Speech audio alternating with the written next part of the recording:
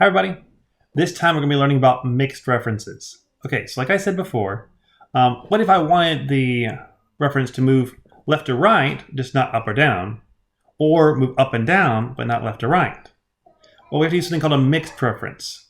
A mixed reference, with respect to an absolute reference, is when I only have one money sign. Absolute, I have two. One for the column, which is the letter, and one for the number, which is the row. For a mixed reference, I only have one money sign, so I put one in front of the number or in front of the letter. Whichever one I put it in front of will not change. So right here you see that this A has a money sign in front of it, so no matter where I copy and paste this cell, it will not change that A. Right here, the number has a money sign in front of it, so wherever I copy and paste that cell, that number will stay the same. So in this case, I copied them two down and one column over. And you can see that in the first one, the column changed. In the second one, the row changed because of where I'd held them constant. You need to mess around with this. I'll be super honest with you. Just mess around with it. Like type a bunch of numbers or something. Type in some mixed references and see if you can make it work. But for now, we'll go to an example and see if it helps us out. Oh, also as a quick note, you know how function f4 gave us absolute references? If you keep on clicking it, it will switch through mixed and then back to relative, so you can toggle through everything. Okay, example 4, we're making a density calculator. It's like we're going to be learning about this later. Maybe this will be helpful. Okay, so for this we see two equations. One, density is equal to mass over volume, and volume is length times width times height. Okay, so I plug those into each other. It's going to be mass divided by length times width times height.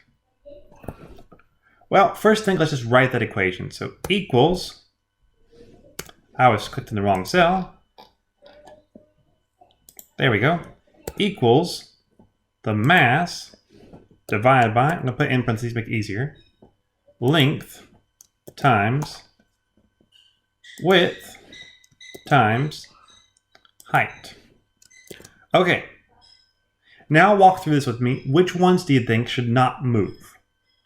Well, these two are off by themselves.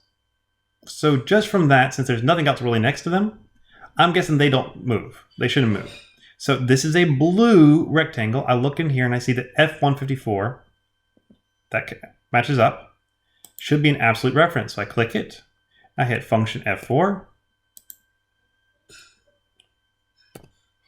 And there we go. An absolute reference. Okay, and this green one right here, that is F155. I look for it, I find it right here. It's also green. Match up.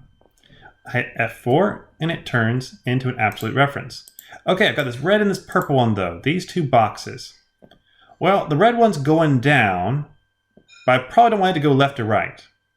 So if I want it to stay in this column, I need to put that money sign in front of the letter. So if I hit F4 a couple times, so once makes an absolute, twice keeps the row constant because the money sign's in front of that, and 3 times keeps the column constant. Okay, money sign in front of the E, that means the column is going to stay the same. And then if I want this row to stay the same, well, I hit it until I get a money sign in front of the row. So F4, no, it's not good. That one's good. Twice did the trick. All of them are taken care of. I hit enter. That looks decent. I drag it over. I drag it across. And it says good, so I've done it right. Okay, so with this, we've got a very quick introduction to mixed and absolute references.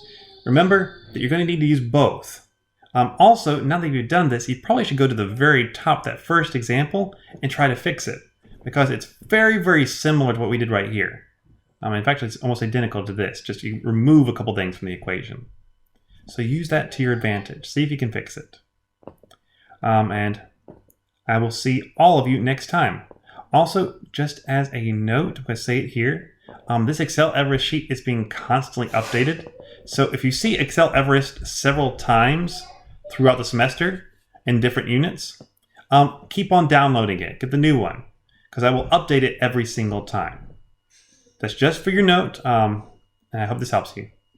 If you need more examples, check out the PowerPoint. It's not 100% necessary. However, it has a lot of more examples for ways you can use what we've been learning.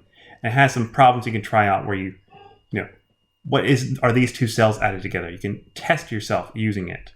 Do it in PowerPoint view though, because if you just look at it straight through, just look at the slides, it will give you all the answers. Okay. Hope this helps. See you next time. Bye-bye.